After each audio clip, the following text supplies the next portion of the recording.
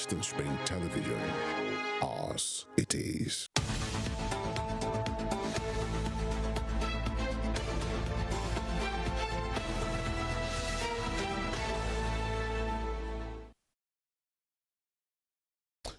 Top of the morning to you. Thank you for starting your day with us on Morning Spring on Western Spring Television, reaching you live on channel 190 on the DTT platform of Star Times. Femi Olanikwekun is my name. It's a lovely Tuesday morning here. I do pray that you have the springs to make you succeed today. Thank you very much for joining us. It's a beautiful morning here as well. I am Temitope Ajijola Oluwaola. It's good to have you join us on the program today. Well, so it's the 7th day in the month of February. It's the second month of the year, and it's 17 days to the general elections. I should have Emmanuel with the countdown today. You know, if Emmanuel to be here, Emmanuel will do the countdown for us. But I won't do the other countdown. I know only about the election. It's 25th. I don't know about what's happening on the 14th. Most important one. That's the most important, really. So it's 17 days to the general elections.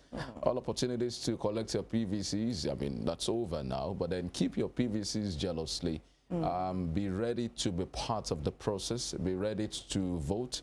On election day. It's a moment defining time for us, really, and it's important that we are part of this process. You have, as lawyers call it, the locus standi, to criticize government or demand for a better one if you are part of the process. Yes, and the decisions we make on that day would inform how we are ruled for the next 4 to 8 years. Sure.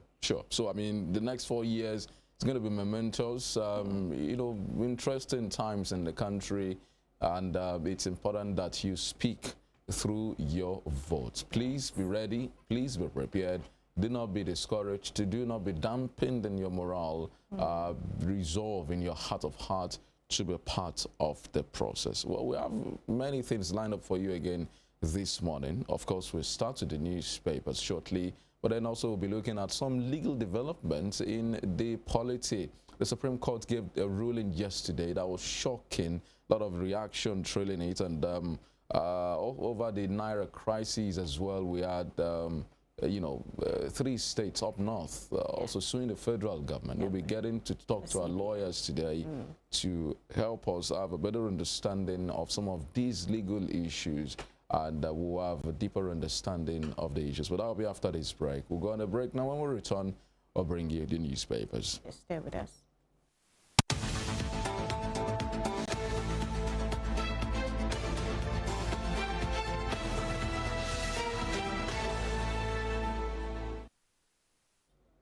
All right, so let's begin with the Punch newspapers. And the banner headline is about the new Naira. I mean, it's not going anywhere anytime soon until this crisis is resolved. So the banner headline on the Punch newspaper, new Naira, governors, parties begin legal battle over CBN deadline, you know.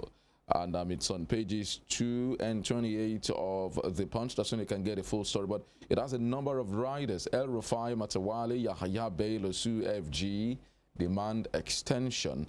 Court backs parties, stops CBN, Buhari from shifting deadline. EFCC nabs Abuja bank manager hoarding 29 million naira new notes. Talk about interesting. Very interesting. Interesting issues, yeah.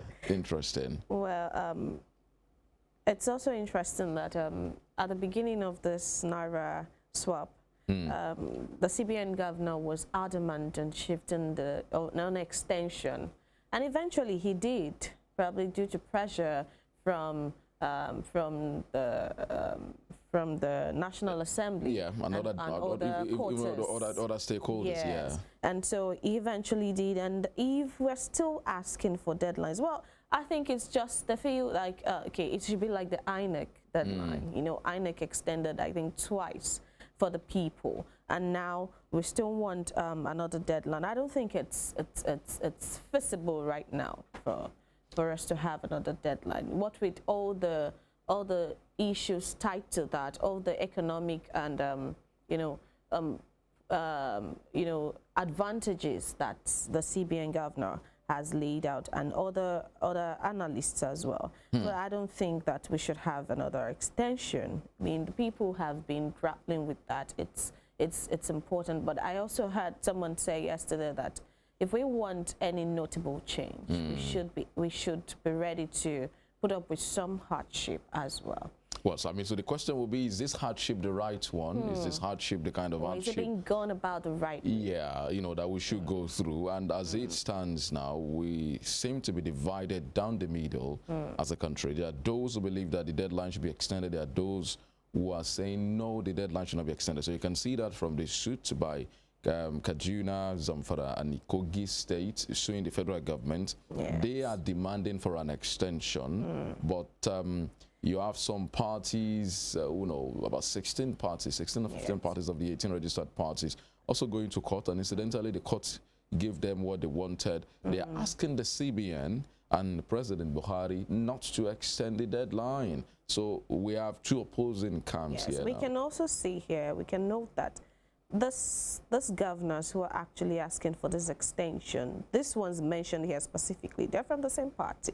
Yeah, sure. And I'm still wondering what their own agitation is. What is the motive for this? Well, so if you check what their suit was about yesterday, when it came to the fore, it was that they are concerned about the impact of these on the residents. And you also recall that last Friday, the governors of the APC also went to meet President Buhari, ask him to extend. Incidentally, the PDP seems to be on the other side. So it's the, the more you look, the less you see in Nigeria. So the opposition PDP is in support of the CBN and the president. The president's party himself, the APC, is against this particular policy. That's because there are insinuations that this is meant to fight vote buying, and this is part of a strategy to deal with the APC presidential candidate. But I mean, whether that's the case or not, it's just some 17 days away from the election. And then it's also interesting, the last Friday there, that the EFCC has nabbed a bank manager holding 29 million naira in notes. I mean, I remember that at the inception of this naira swap crisis, the CBN governor said there are notes in circulation. But then it wasn't obvious at the time that people were holding it.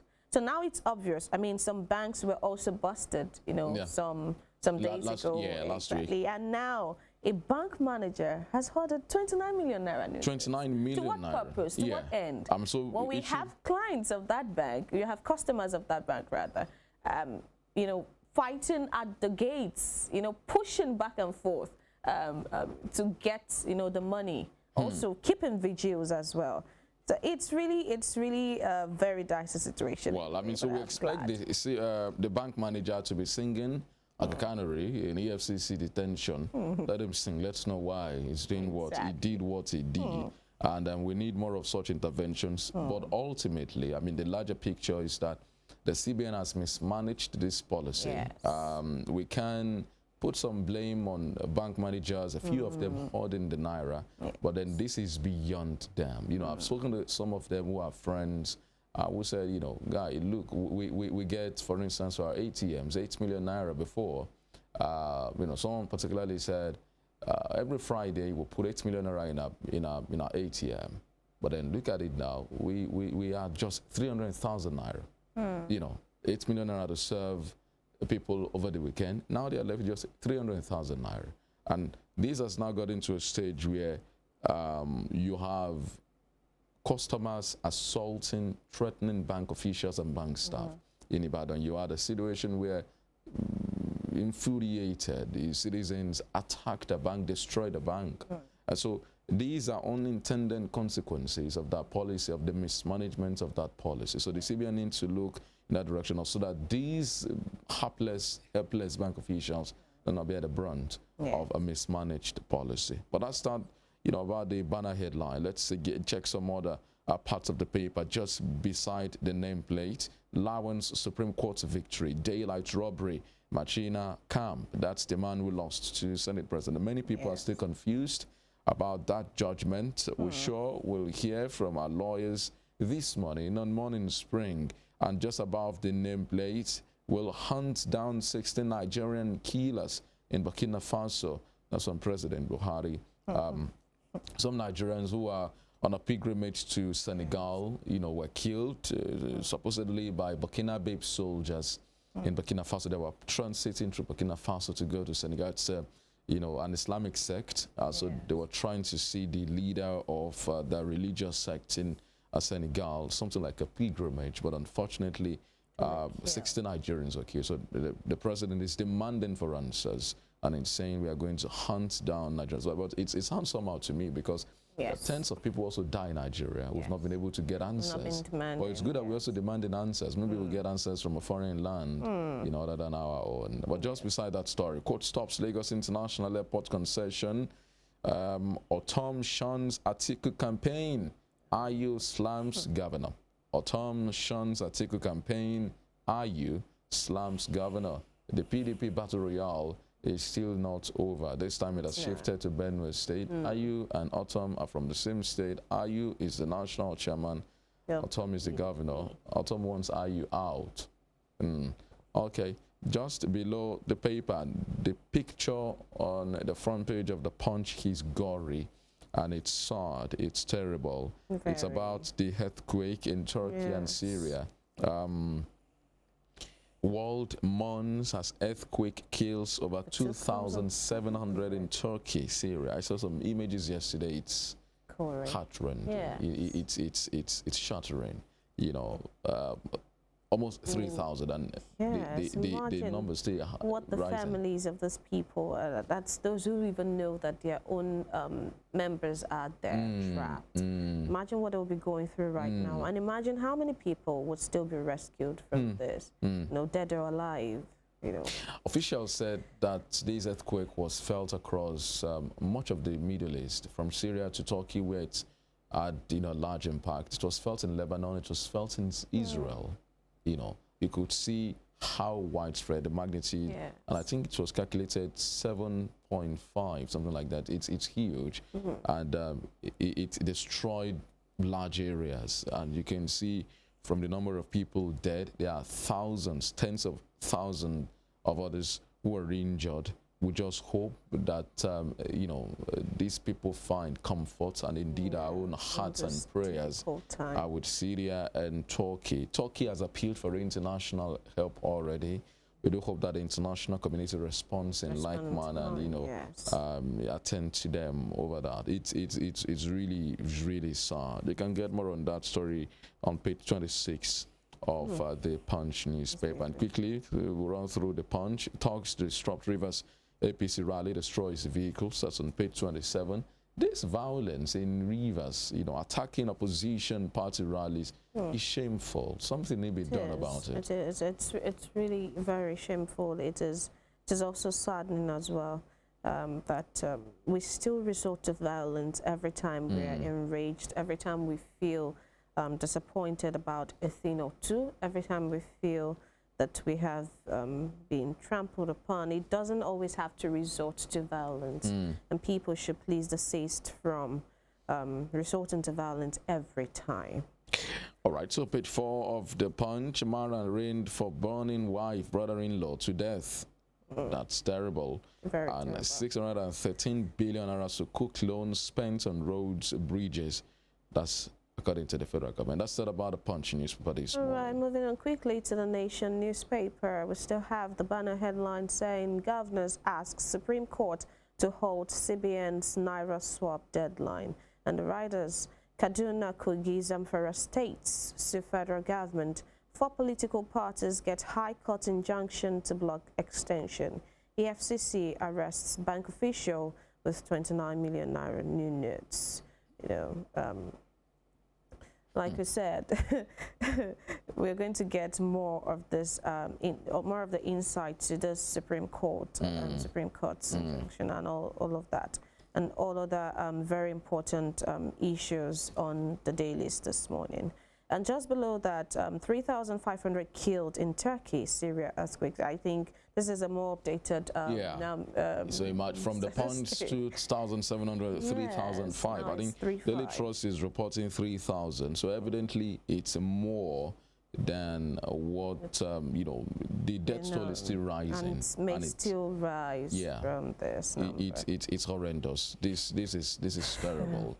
This is Yes, terrible. the president has mourned with other world leaders, and we're also mourning with them. And we pray that they have, the comfort, just like you said, in this period. All right, we can see a picture of a campaign, and just below it, Katsina, Buhari seeks 2 million votes for Tinubu. Terrorists will be defeated, says APC candidates. That's on page 29, where we see the president now, openly, campaigning for Tinubu. I think this is what they've been clamoring for. Well, so I mean, there's been some explanation to that also. I remember I heard Adam Soshiomole on Sunday, he's speaking on national television and saying, well, all this noise about Tinubu not campaigning is just a figment of the imagination of those who are saying it, saying there is a schedule that for those of them who are in the quarters of the party managing the campaign, that each time the president will not be available, he's always communicated to them. And that's, for instance, when he was not available for the one inquiry, I was in Senegal for an African Union program. There was another time it was in Mauritius or Mauritania. So they said there is nothing untoward about him being absent from the campaigns, because governance has to go on as well. And so that's why he also asked that the VP, Emir Shimbaja, step aside over that very one. So they've tried to provide some justification for the president absence. So they're saying there's no big deal whether he attends or not. The president is not always there. Yeah. Of course, well, that's a logical one anyway. It can always be on the campaign train. All right, just below that, the bottom strip says Machina loses Yobe APC senatorial ticket to Lawan, and 391,145 PVCs uncollected in Oshun.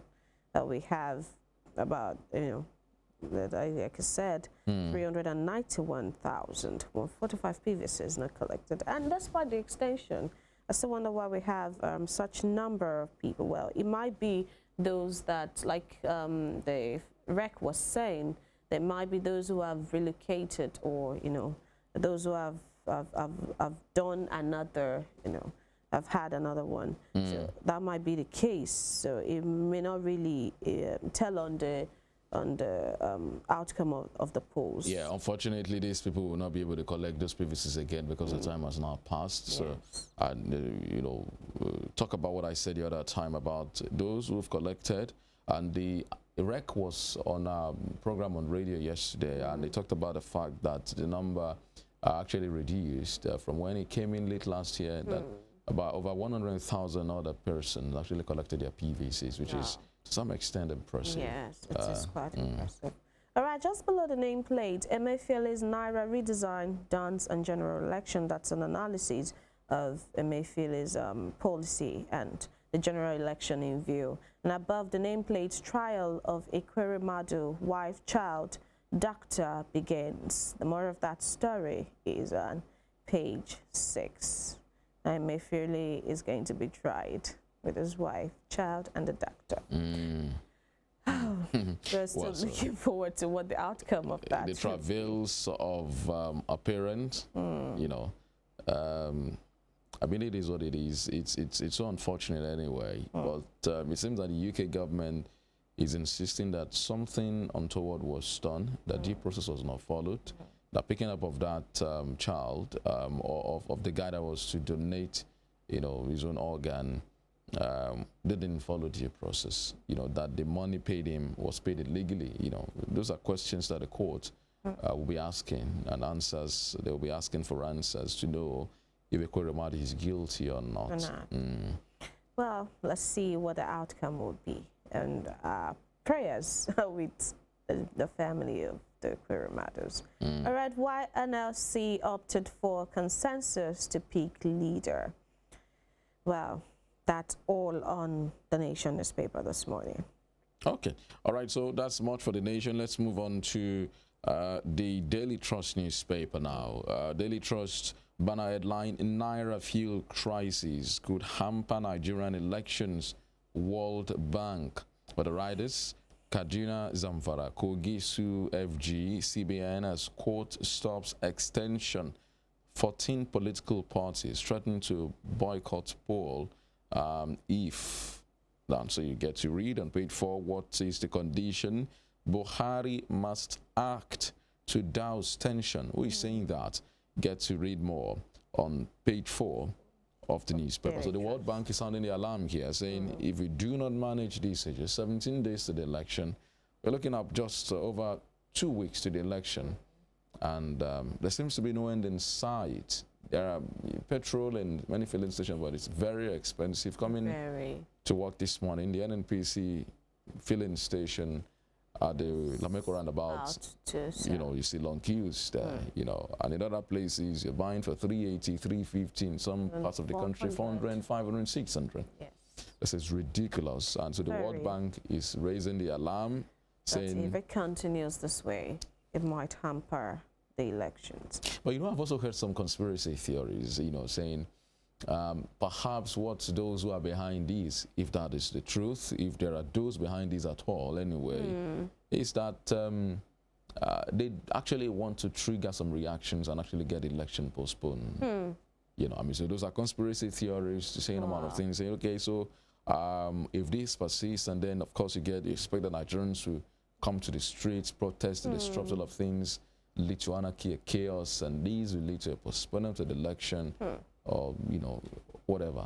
And we wonder what I stand to gain with that. And if there's chaos in the country, there's civil unrest, that's not good for you only get to know the start of a war. You don't get to know the end. Yes. It's better not to ignite a fire you can't control. It might really blow out of you won't be able to control it at all. And it could as well consume you.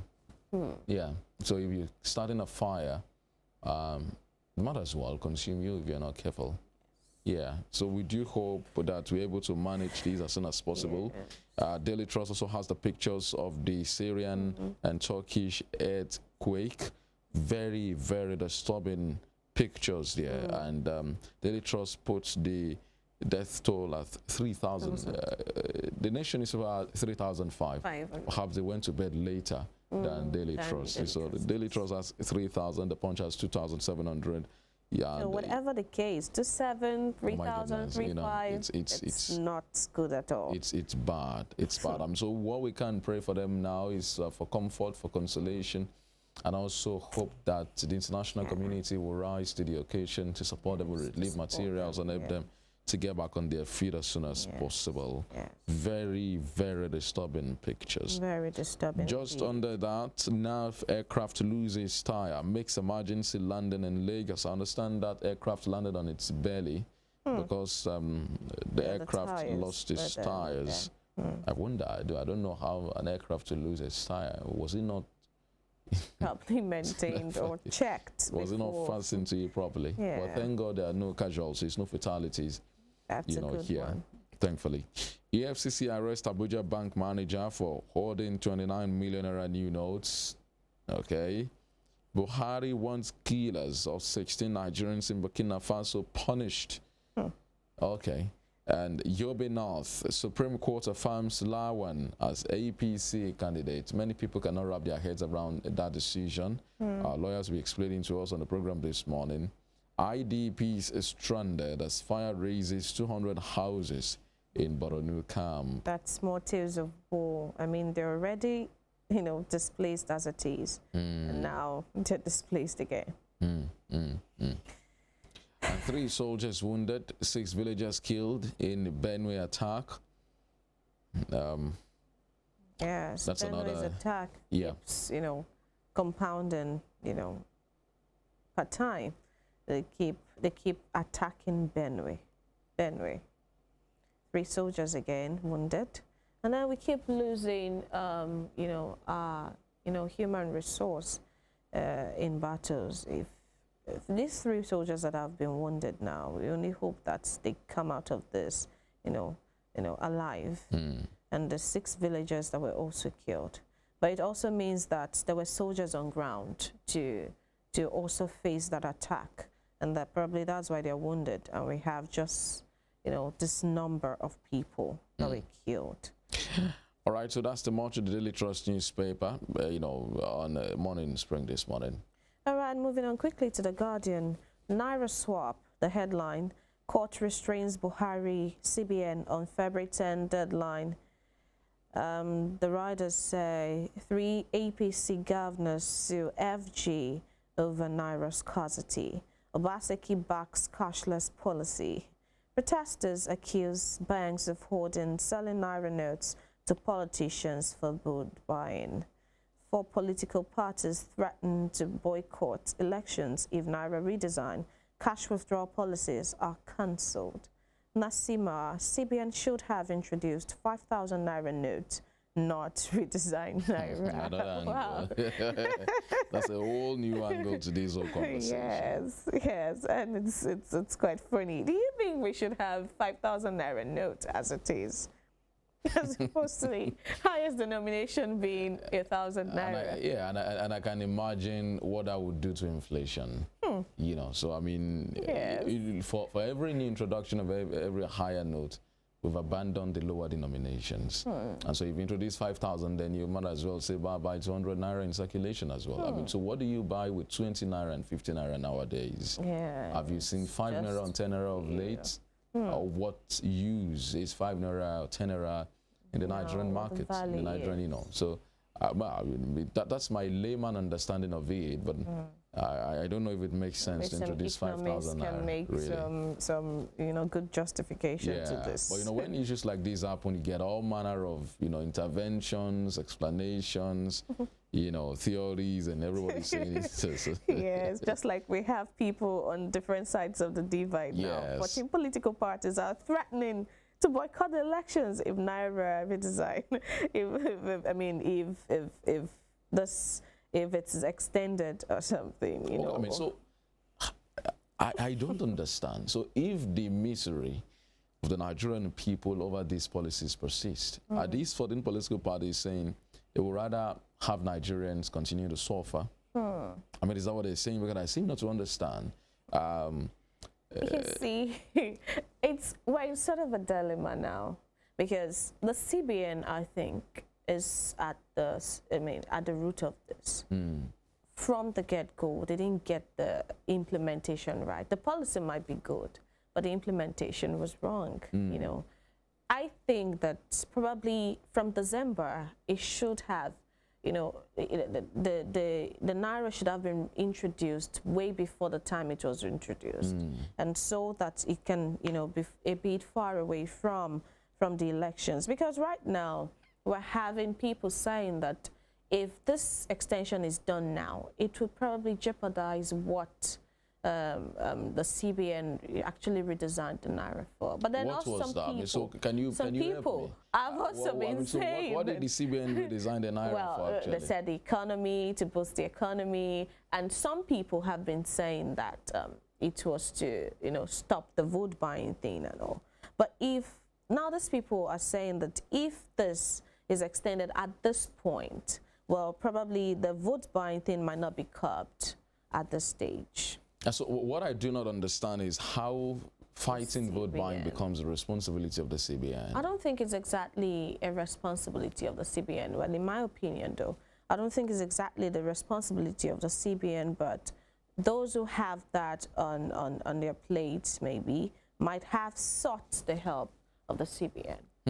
Okay, so I mean, let's see. I believe that is the NFI, there's the EFCC, there's the ICPC. All of these agencies of government are capable, of fighting vote buying. So if they require the help of the CBN, perhaps they will signal to the CBN. But these needless suffering of Nigerians because of, a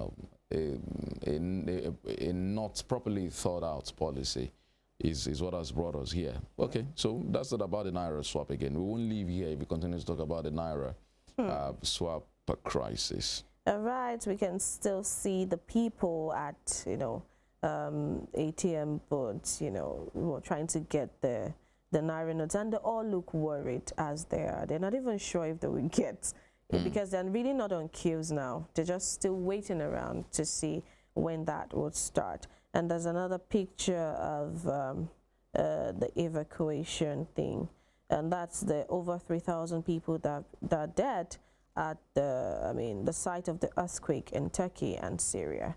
All right, just below that, Lawan in, Machina out. Supreme Court's decision splits lawyers. Okay, I think this is a period where people are splitting on issues. We have some people saying that if there's an extension, they will pull out of the elections. We have some asking for the extension. And just here too, on the Supreme Court's decision, we have lawyers pleading as well. All right, more of that story is on page 6. Mbaka spits fire over Kano. Naira redesign for scarcity. More of that news as well is on page 7 of The Guardian. Just above the headline and below the nameplates, pastors wail. Paul Adefarasin loses mother That's a Pastor Wale. 98. It's a Pastor Wale. Pastor Wale, please. Pastor Wale, sorry. Pastors Wale, Paul Adefarasin lose mother at 98. I think, okay, maybe they're siblings then. And they've lost their mother at 98. That's a ripe old age. Yeah. Pastors Wale then. All right, just beside that, on page 3, again, court commits EFCC boss Bauer to prison for contempt. Okay. So I actually like to see the police act on this. You know, why can't just we see? I mean, if breaching the court, I mean, disregarding the court, so let him be committed to prison. But who will commit the EFCC chairman to prison? Who will act on this? Okay. But because of our time, we will just run through the other parts, so that we can bring in our guests, NIPC moves to improve FDIs, reduce Nigeria's appetite for loans. That's on page 15. And the last one, Katsina attack. Death toll may exceed 100 as government urges residents to confront terrorists. Okay, well, so that way we end the papers this morning. We'll take a short break. Now when we return, we'll be bringing you our guest.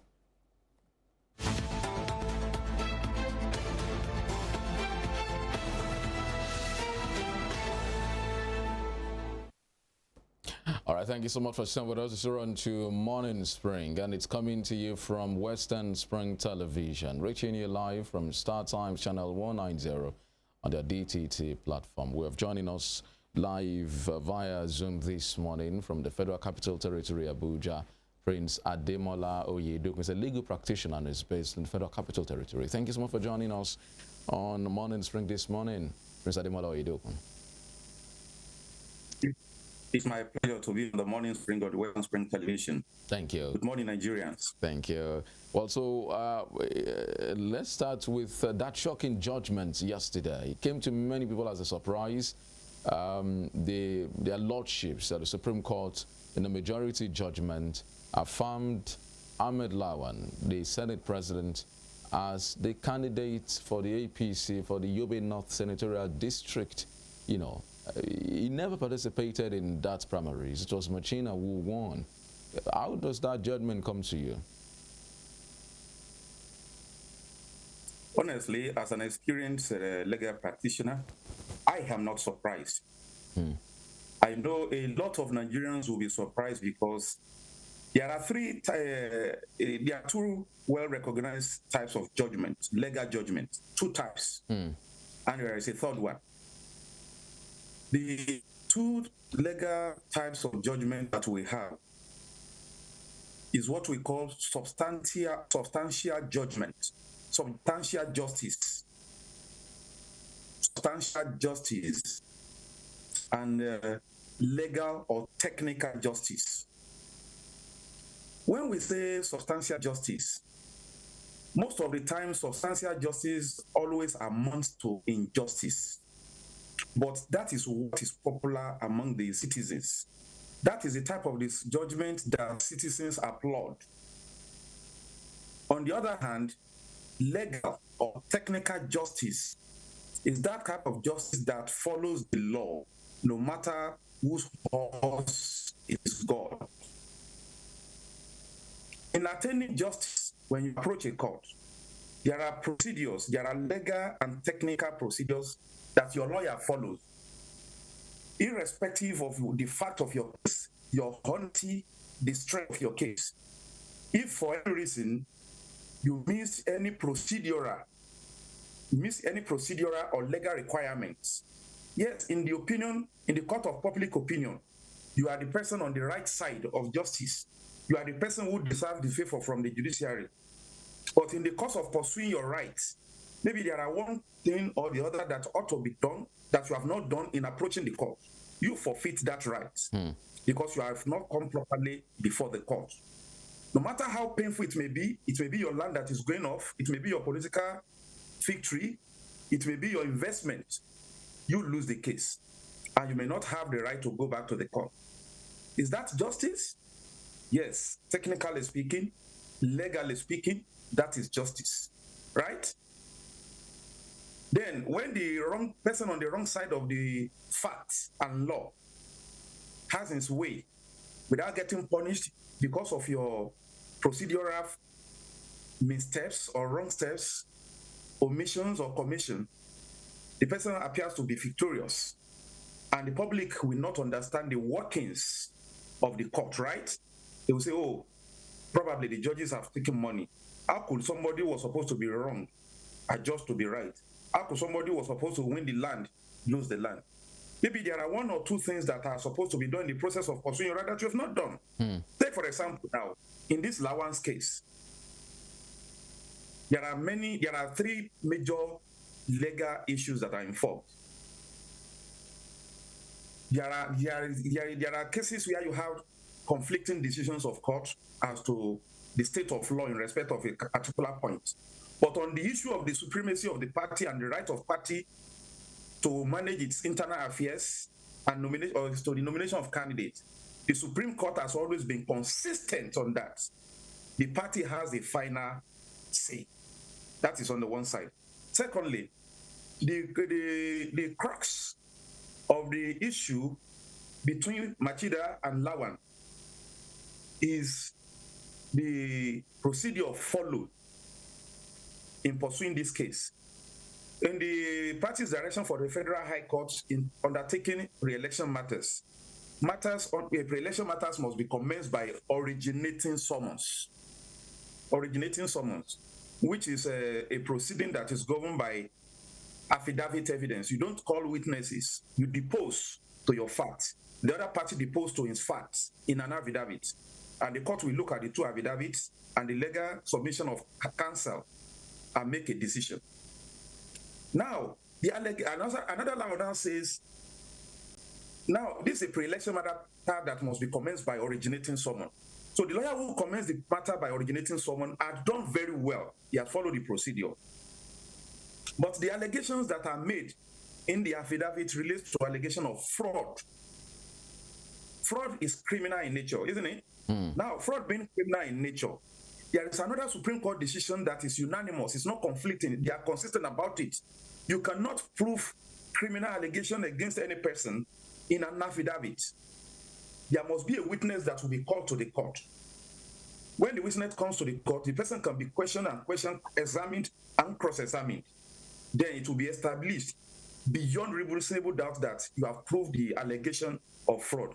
Now you have a rule that says you must go to court for a pre-election matter by originating summon.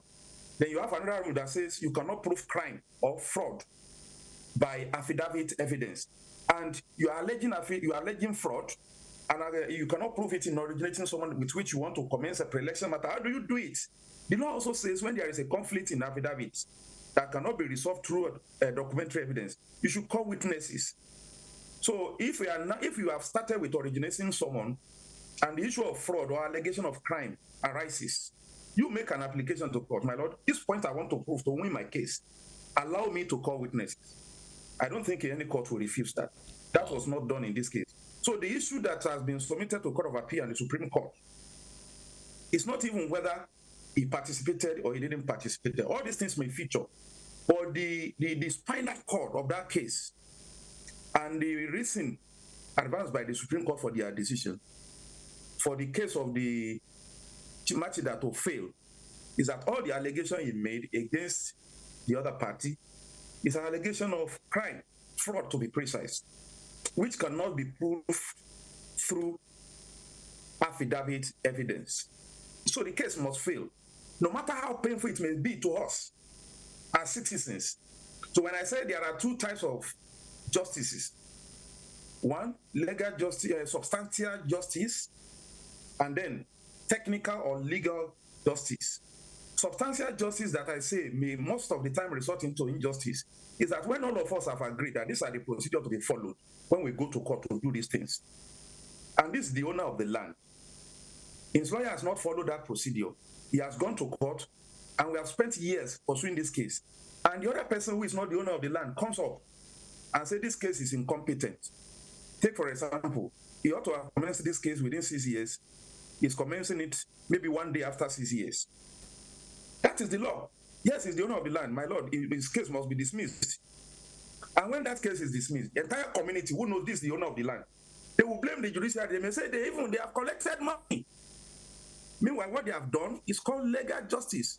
So attempt to do substantial justice. If I were to be a judge today, I'll be very, very technical. I'll be very, very legal. Well, so some judges will say, let us do substantial justice. Doing substantial justice means bending the law in favor of one. So as citizens, which one do we prefer? Legal justice or substantial justice? The third one that I said exists is the justice in the mind of public. They don't know all these technicalities. They don't know all these procedures. They just want to know that the person they believe should win, wins. But that is not professional. That is the same justice that gives right to, that goes to jungle justice. But when we are talking about professionalism, brilliance, strict adherence to the rule of law, it is legal justice that should always prevail, as it is in this case. The court of public opinion may not like it, but I think the Supreme Court has done justice. The principle that are set down now, or that was reinstated in this case, will be followed in the subsequent cases.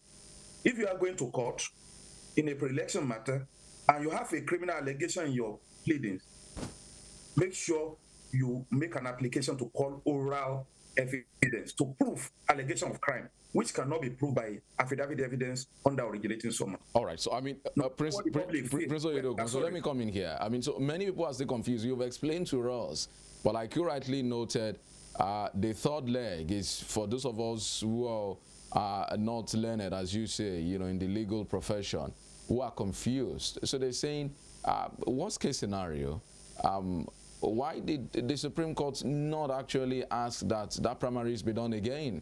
How come someone who never participated in the primaries was now given the ticket, as against Machina, who participated in the primaries?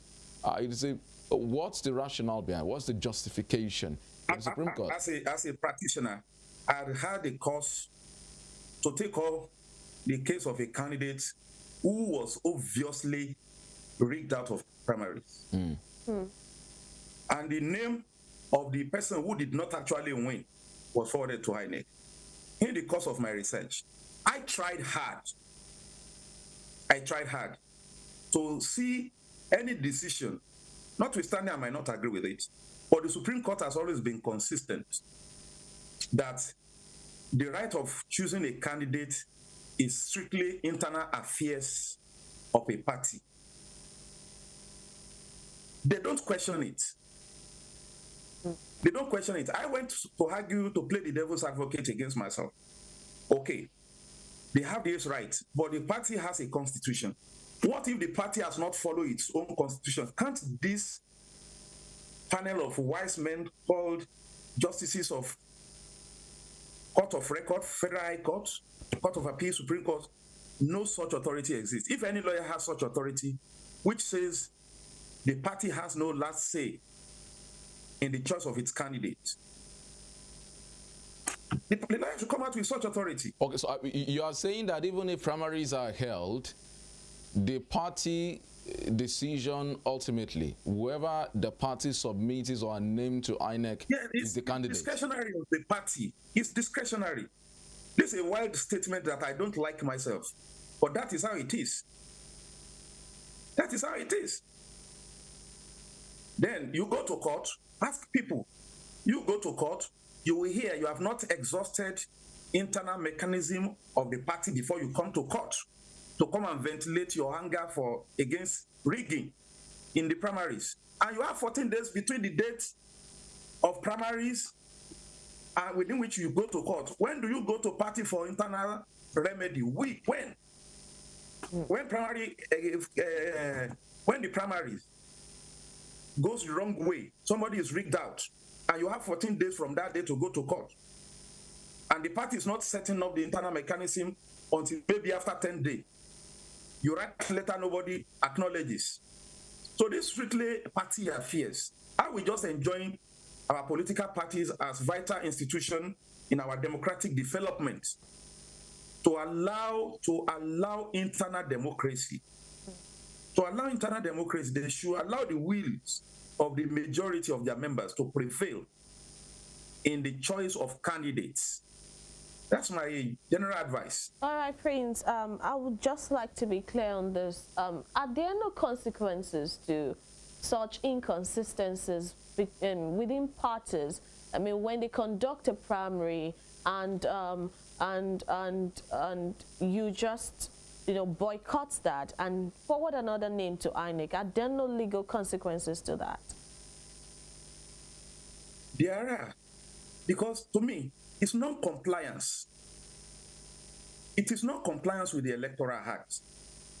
If you read the Electoral Act, it states specific, stage by stage, nomination, how consensus should be done, how party convention should be held, the ratification of candidates, all this.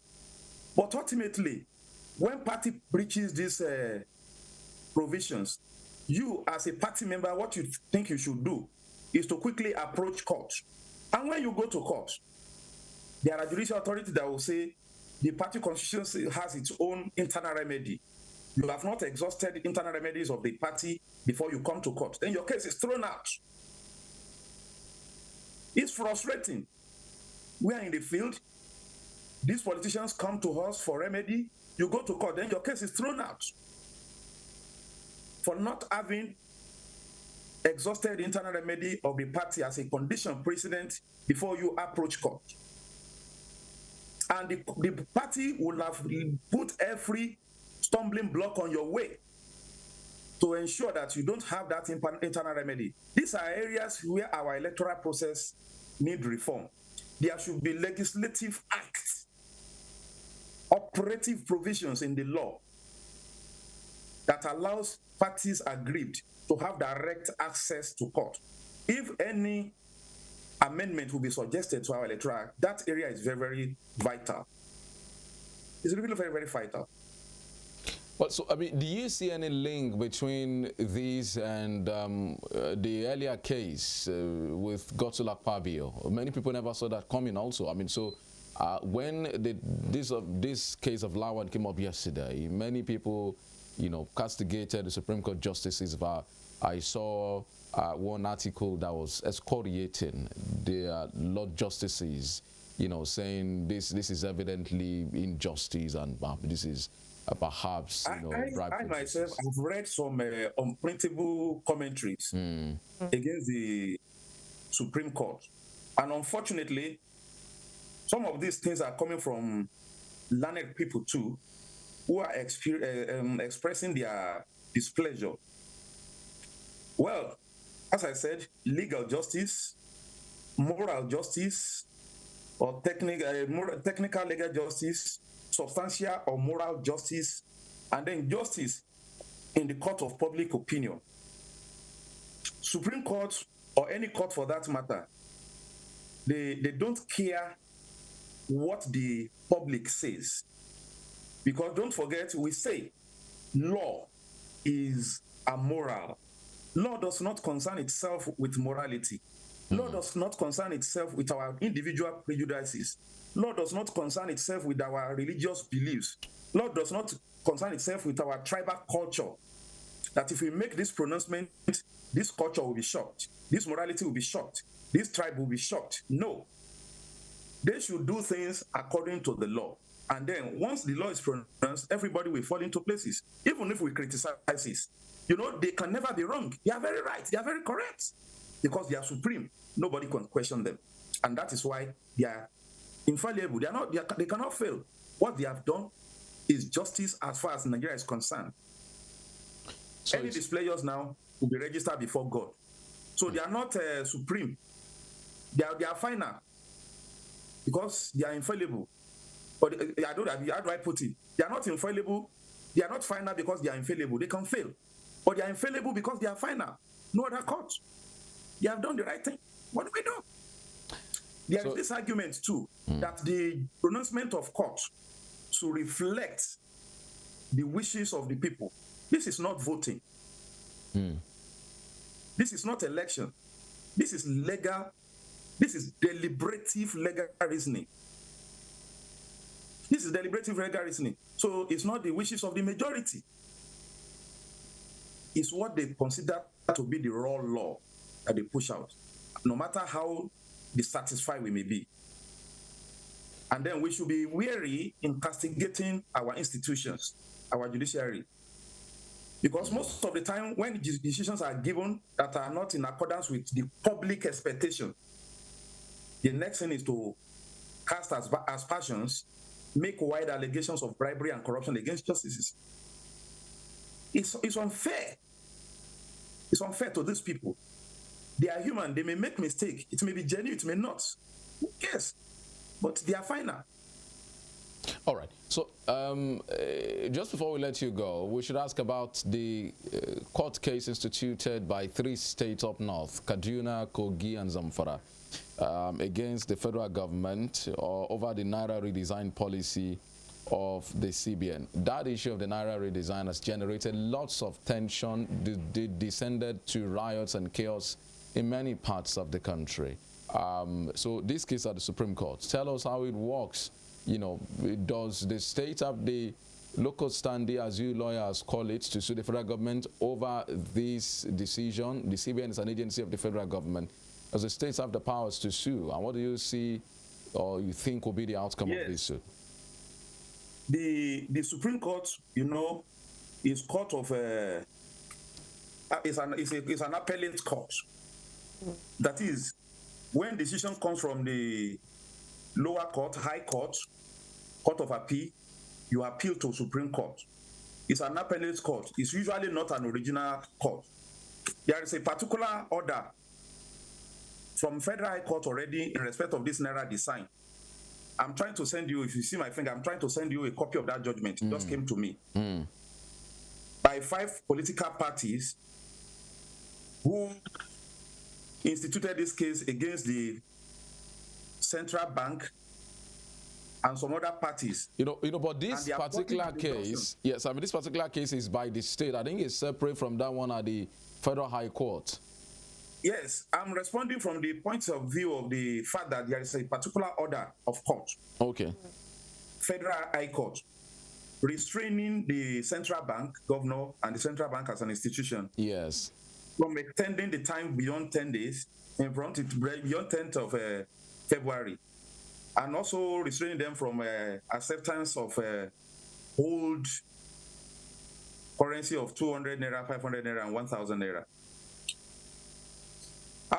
No matter how incorrect or correct that might be, that's a subsisting order of the court. Then before I talk on that order that is existing now, ex parte order, then the Supreme Court as an appellate court, as I said, has original jurisdiction. If there is a conflict between a state and federal government, you don't take that state, in that case, to a federal high court or court of appeal. You go straight, the state who has a dispute to resolve with the federal government, goes straight to Supreme Court. The case will not have to travel from High Court to a Court of Appeal to Supreme Court. It goes to Supreme Court straight. So the Zamfara, Kogi, and Kaduna State government, I suppose, that have gone to Supreme Court, they have done the right thing. That is the right way to go. The court has jurisdiction, and they have properly exercised their rights. All right. They have properly exercised their rights. Okay. And then there are 2 court cases now. The one instituted by political parties before the Federal High Court. One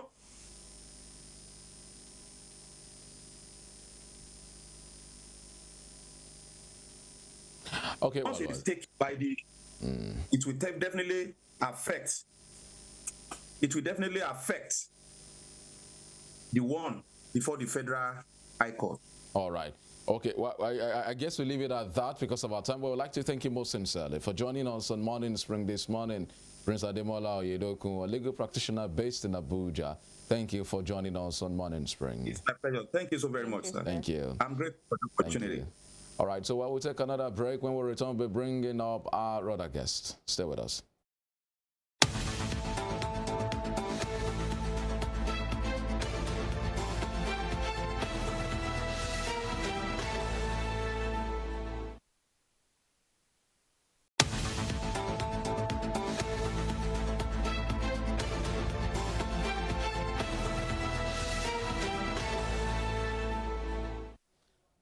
All right, thank you so much for staying with us. It's on to Morning Spring, and it's coming to you from Western Spring Television. We have our other guests joining us live via Zoom this morning. Still looking at developments in the judiciary. The judgment of the Supreme Court yesterday, which came as a shock to many people. The Supreme Court, in a split judgment of 3-2, affirming Senate President Ahmed Lawan as the candidate of the APC for Yobe North Senatorial District.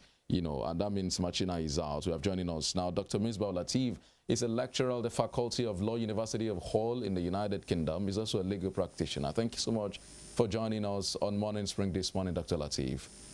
Good morning, Femi, and good morning, Nigerians. I'm so happy to be here. Thank you very much, sir. So, tell me, that judgment has been generating some controversies. Many people are shocked, especially coming after the Godswill Akpabio judgment earlier on. And these one again, I've seen some, articles, some people coming hard on their law justices of the Supreme Court. But tell me, how does that judgment come to you? What do you make of it? Femi, the judgment came to me also, as a surprise. And I would say a very huge one. A very huge one because if you look at the ground upon which the Supreme Court return or remove Mr. Machina rather, and then return Mr. Lawan, it's very difficult for you to really agree with the rationale. And what happened yesterday, for me, in a manner of speech, is a return of the demon of technicality to the Supreme Court of Nigeria. And then the question you want to ask yourself is whether that demon of technicality has promoted fairness and justice.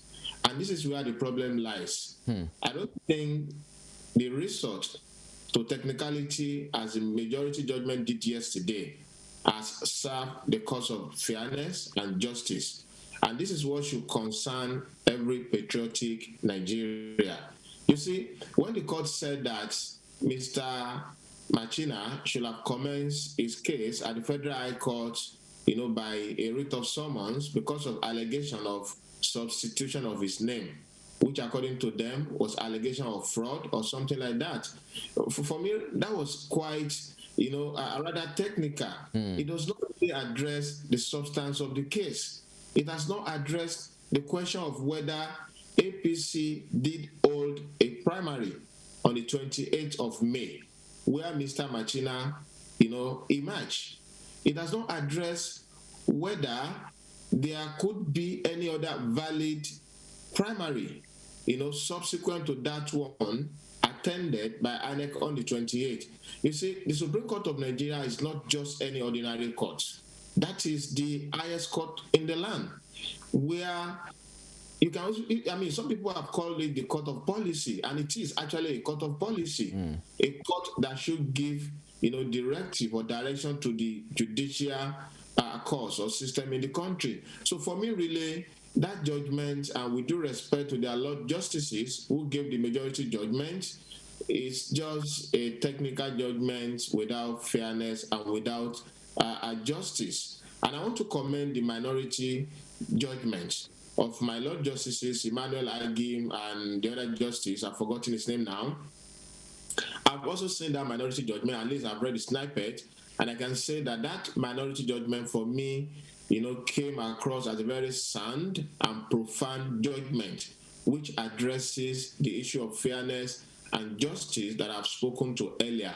That judgment, the minority judgment, which unfortunately is not the judgment of the court anyway, did address all of those issues. And they came to a conclusion that the Federal High Court was right when they decided that the only valid primary of the APC was that held on the 28th of May 2022, where Mr. Machina emerged, and that the subsequent primary, and I would dare say purported primary, that held on the 9th of June could not be valid without the earlier one being set aside or being reversed by the National Working Committee of the APC.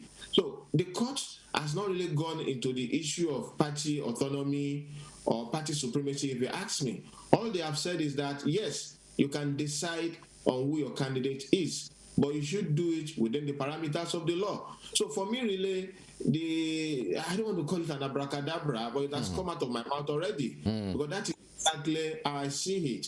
And I think, as I said earlier, it is a cause for concern, and we should all be worried. We should all be worried. The Supreme Court should not be a court of technicality. And where the Supreme Court decide to follow technicality, as we saw in the case of Amechi, it should be done with a view to serving the cause of justice and fairness, which unfortunately I don't think an ordinary man on the streets, would agree has happened in this case. Nobody expected that Mr. Lawan would emerge. And you see, let us even examine the fact of the case. Mr. Lawan was playing a gamble, if you ask me. He wanted to be an APC presidential candidate nominee and a senatorial candidate at the same time, which is something that is even contrary to Section 150 of the Electoral Act. You cannot vie for two different positions in the same cycle of an election. So Mr. Ahmed Lawan, to address that challenge, as it were, went ahead, wrote a letter to INEC, and withdrew his candidacy or aspiration from the APC primary that held on the 28th of May. Then the APC presidential primary election held on the 7th of June, between 7th and 8th of June 2022. And Mr. Ahmed Lawan participated and he lost. Then 2 days after that primary, the same party, the APC, purportedly went ahead to conduct what I can now call a kangaroo and quite illegal, as the Court of Appeal and the High Court have found, primary in a way to overreach the earlier one held, where Mr. Lawan voluntarily withdrew and where Mr. Lawan actually lost to Mr. Machina, who was validly elected. So these are the facts of the case. So on the face of the facts, and even on the face of the law, I don't think the majority judgment is actually, or has served the cause of fairness and justice. And this is why I think many people, have shown concern over this judgment. Well, so what makes it more concerning for many people is the fact that, like you also stressed, Ahmed Lawan never participated in the original primaries. So there was a kangaroo primaries after he lost at the presidential, level. Is there a part of the Electoral Act? I've read some opinions since yesterday, and some have said, okay, so the Electoral Act empowers parties to nominate candidates, and that is whoever the party submits as his candidates that INEC must follow or will follow. Is that a true position of the law as regards the Electoral Act? Femi, you are right that the only, at least as far as the Court of Appeal and the Federal High Courts, were concerned, the only valid primary of the APC was the primary held on 28th of May 2022, which INEC observed and participated in, which the Supreme Court unfortunately has now upturned, But regarding the party autonomy, I spoke to that earlier, or the powers of the party to determine their candidates. Section 84 of the Electoral Act generally provides for that. But what that section says, it does not really create an arbitrary situation where the party can decide to do whatever they like. Section 84 provides that a party can choose to nominate their candidate by direct or indirect primary. And whichever path they decide to take, the law set parameters for them. And if you check Section 84 sub 5, it set parameters for this. One, notice must be issued. Congresses must be held at the particular senatorial districts. So this was exactly what happened in the earlier primary head. So it is not really the case that parties can decide, by whims and their caprices, to just throw up candidates without compliance with due process of law. So the law still requires them as they determine this internally, to comply with certain procedure or parameters which the law have set, and which in this case, I don't think the APC has complied with. Just for emphasis, 2 days after Mr. Lawal lost the APC presidential primary, then the party purportedly conducted another primary. What length of notice was given to conduct that primary? And INEC was not there, as the Court of Appeal and the Federal High Court have also affirmed. And more particularly, Mr. Ahmed Lawan himself literally wrote a letter which the Federal High Court confirmed. It was part of the process before the Federal High Court, where he withdrew from the primary. Now, the implication of that was that Mr. Ahmed Lawan affirmed or acknowledged that the only valid primary of the APC was the one held on the 28th of May, and that was why he had to withdraw from it officially before he could participate in the APC presidential primary that held on the 7th and 8th of June. So the question is that at what point did Mr. Lawan resign his letter of withdrawal? At what point did the APC give a notice for a new Congress, to elect, another aspirant? At any rate, if the party has the autonomy or the power to do as and undo, as some people would like to insist, the question is that why didn't the party, I would say, cancel the earlier primary before going ahead to conduct another one? So what the Federal High Court and the Court of Appeal actually saw was that, let us assume for a moment that there was a second primary on the 9th of June. Then what happened to the earlier one, which INEC actually witnessed and participated in? You cannot have the two primary at the same time. The court would definitely have to settle for one. And I think they settled for the most credible one, which aired on the 28th of May, 2022. So for me, really, it is not a case of party doing and undoing. They do not have such powers. The powers also are to be exercised, with certain due process or parameters which the law has set under the Electoral Act. All right, Doctor, could we move away from that elections now? Let's look at the judgment and the case of fraudulent activities that was also levied against the appellant now. What do you think? I mean, what do you say to that? Probably that was what the technicality that was against him in that judgment.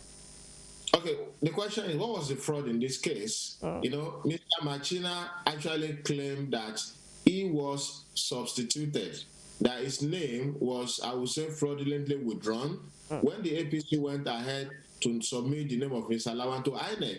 So he merely claimed that his name was wrongly substituted, which the Electoral Act permits.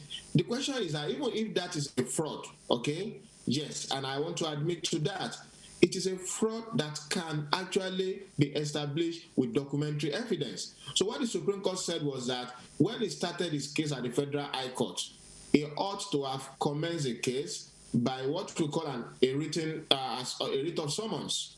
That is a process of court whereby you literally bring witnesses to court because you have disputes and parties call their witnesses, to speak to those disputes. So they said that was the procedure he should have taken. But in his own case, he actually took a procedure which we call an originating process, whereby you simply approach the court, you ask them to interpret the law, and you present documents to them, by which they can do the interpretation. At any rate, the practice direction at the Federal High Court actually permits a party to commence a pre-election matter, by way of an originating process. So for me, really, this is a case where documents should have been enough to prove whether there was a substitution or a wrong substitution or not. So going into the detail of forgery or criminality, for me, does not really address the substance of this case. And it is unfortunate, in my respective opinion, that the Supreme Court actually took that view, which was actually pushed at the Federal High Court and the Court of Appeal, and which was rejected by those courts. So I don't really think this issue of fraud or forgery, is strong enough to dismiss the substance or the justice or fairness of this case. So I don't think that technicality should have been followed. At any rate, like I said earlier, the Supreme Court of Nigeria is a court of policy. It is a court of justice. What they should have done in that case, supposing the procedure was even wrong, and the Supreme Court has that power, is to say we want to overlook this procedural error. We want to look into the substance of this case because we are a court of justice. We are a court of fairness. You see, this judgment that come out of the court, they have a way of resonating with members of the public. And the judiciary, as we say, is a common, or the last hope of the common man. So when people lose hope in their judicial system, as we now seem to be, heading towards, unfortunately, then there is a much more chaos ahead, which no country wants to actually wish for. Well, so, just before we let you go, Doctor, so what's the implication? The Supreme Court is a court of policy. Whatever it said there, it's law.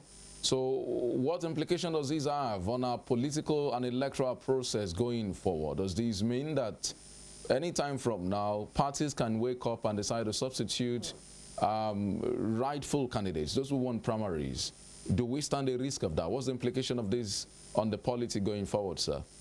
Well, to start with, I think the first implication to note is that judgment of the Supreme Court is a judgment of the court, and unfortunately, that has brought finality to the case. Mr. Ahmed Lawan, as it is now, is a candidate of the APC. Now, going forward, I think the judgment, with due respect, as in a way, set us back in some regard, because it has now, in a way, also created doubt in our system. The kind of inconsistency that we have seen in the recent time, from the judgment, particularly emanating from the Supreme Court of Nigeria. So as it is now, it has muddled the waters. It has muddled the waters in the sense that this technicality or the issue of fraud is not something that has really been, I would say, discussed with so much profundity that you could say this is actually something that will, there are no compelling reasons to really agree with this judgment, and that is a problem. So that creates doubts, and it doesn't really speak well for the system and our going forward. That is my fear. All right. So we'd like to thank you, sir. We'd like to appreciate you. Maybe you hopefully be able to explain to us also more in detail to our radio listeners that have a better understanding of these issues. Lots, even those who are not learned, are confused and worried about the turn of events. But I would like to thank you most sincerely for joining us on the program this morning. All right, have a good morning. Thank you. Thank you very much, sir. All right, so that's the conversation here today. We'll be stepping aside for Emmanuel to come and give us what's trending. Maybe this job is also part of what is trending on Emmanuel's plate today. That should be. Yeah, okay, but that's the show. Femi Olanikweko is my name. I am Temitope Ajijolaoluola. Good morning.